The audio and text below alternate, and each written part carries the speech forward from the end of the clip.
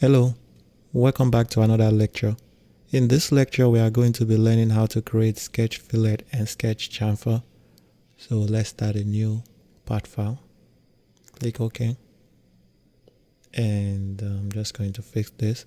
So on our top plane, let's draw any sketch. So to make this easy, let's just draw a corner rectangle.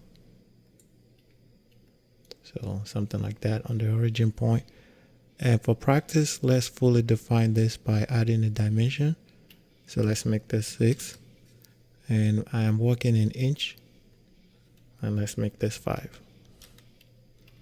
So what we will do is we'll add a sketch fillet on this side and we'll add a sketch chamfer on that side.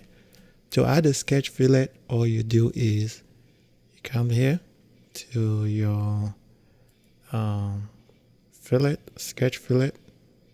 And you have only two options in the sketch fillet and sketch chamfer. So we select the sketch fillet. What you do is you enter your size for this. Let's enter a size of 1.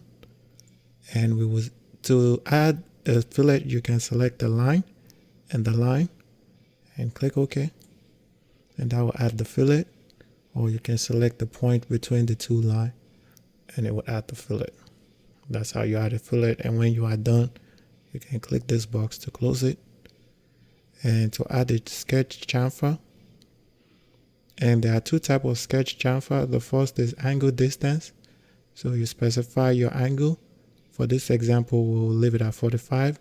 And our distance, we can select 1. So what we'll do is we'll select this line and that line. And that's going to put a distance of 1 and 45 angle. The second, we can do a distance. So we'll select distance. The first distance is going to be 1. The second distance is also going to be 1 for this example. So we can select this line.